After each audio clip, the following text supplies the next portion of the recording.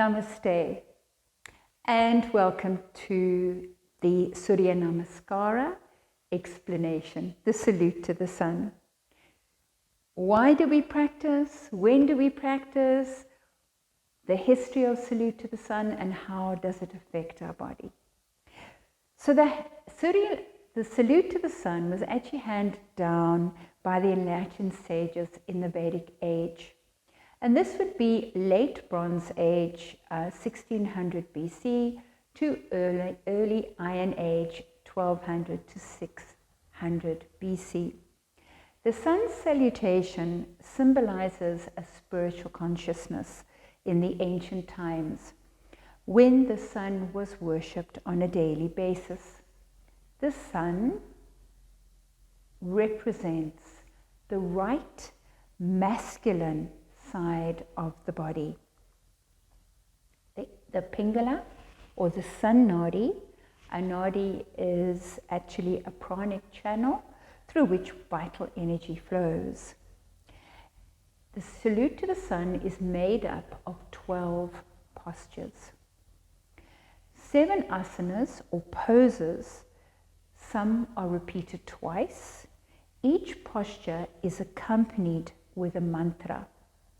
The postures are not seen as separate from each other, but as a flow held by the breath. Surya Namaskara is a complete sadhana. It's a spiritual practice. The best time to practice salute to the sun is early morning facing east. Some texts will also tell you that you can practice it in the evening as the sun sets facing west. So what are the benefits of practicing salute to the sun? And I actually thought I'd look at it on the different layers that we have in yoga of our body. So they're either called different bodies, sheaths, or koshas.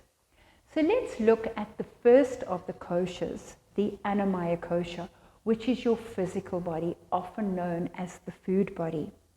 Here, salute to the sun will loosen up, strengthen, tone, detox, massage all the major muscles, joints, internal organs, in fact, all the body systems. So if we look at the lungs, because salute to the sun is held by the breath, you're going to be balancing your breath. You're going to be breathing in the same as you do out. It's going to fill the lungs. It's going to strengthen the lungs. So in fact, it ends up resulting in a sense of expanded self. As a beginner, it is also a place where you learn to orientate yourself on your mat. It gets all the proprioceptors going in the body. So when you step your foot back, you don't have to look at it. You know that it's there. Your hands, you're supporting yourself through the shoulders. You're building up body strength. It also reduces tamas, which is lethargy.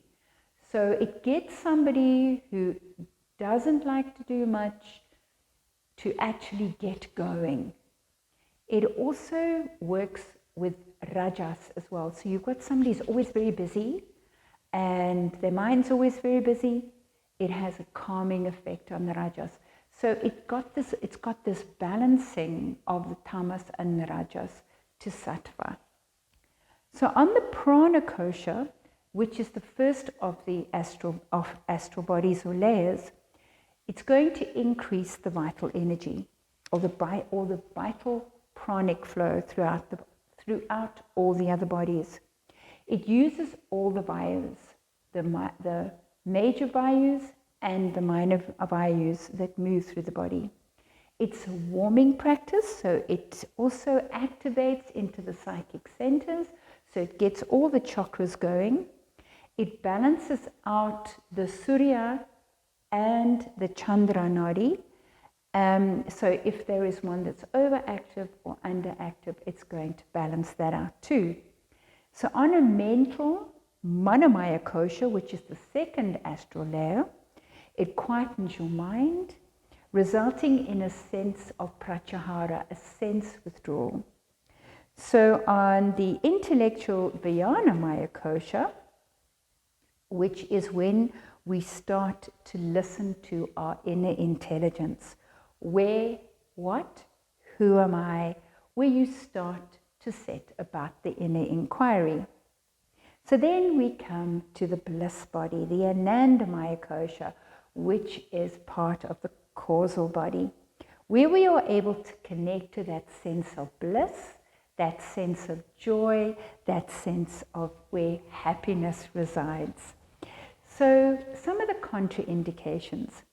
It is a detoxing practice.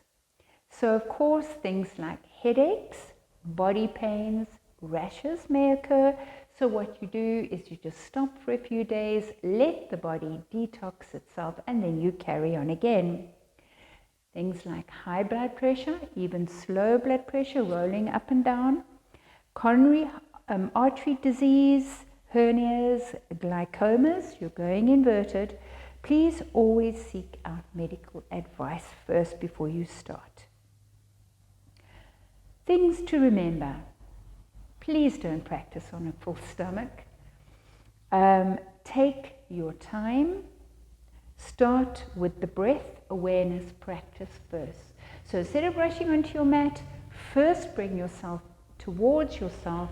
You breathe. Even if you stand, bringing your hands together and just focus on your breath. So who can practice Surya Namaskara? Anybody, from the very beginner to the most advanced. You take your time. Remember, you work with the body that you've been given today. You never rush, force, strain, or hurt your body. Do not create himsa, violence, rather the opposite, ahimsa. You slow it down, the more advanced you get, you speed it up, as long as you're using the breath to support the sequence. Start your practice with an attitude of gratefulness, a heart of gratitude for the life-giving force of the sun. Set your intention. So I hope that answered a few of your questions. What I'm going to do now is I'm just going to do the basic sequence on either side, keeping it to just the classic sequence.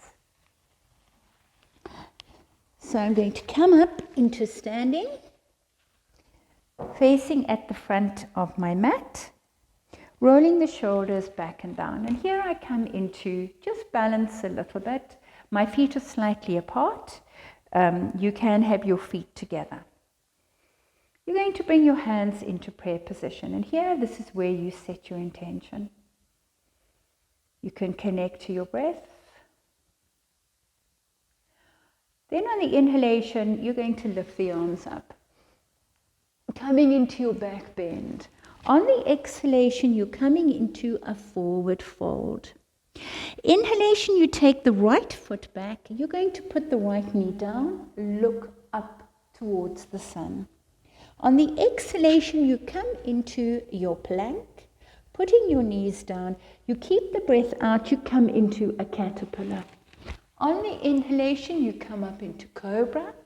Exhalation, come into a downward facing dog. Looking forward, inhalation, float your right foot, put the knee down. Step your left foot forward, coming into your forward fold. Inhalation as you lift the arms up. Exhalation as you bring your hands all the way back down into prayer for a moment. Catch your breath, keep the focus on the sun. Take a nice deep breath in between each side. On the inhalation, you lift up the arms. Exhalation into a forward fold. Left foot goes back on the inhalation. Put your knee down, look up. Plant your hands, take the soft exhale into plank. Put the knees down, come through, no breath, retention. Inhalation, come into cobra. Exhalation into downward facing dog. Inhalation, come in, left foot comes down, put the knee down. Now stepping forward, exhalation. Inhalation as you lift up. Exhalation, bring your hands into prayer position. Take a breath. So from here you would start and do a few more rounds. Where does a beginner start? You could start with 3 rounds. It is quite a nice idea to be able to do up to 12 rounds, even maybe up to 108 rounds. Yes, so that's 216. So keep at it, bring your hand, and from my heart, in much gratitude, and thank you for watching. If you are interested, there is a class linked to this video if you'd like to do a yoga class with Surya Namaskara as the main pose. So from my heart, Namaste.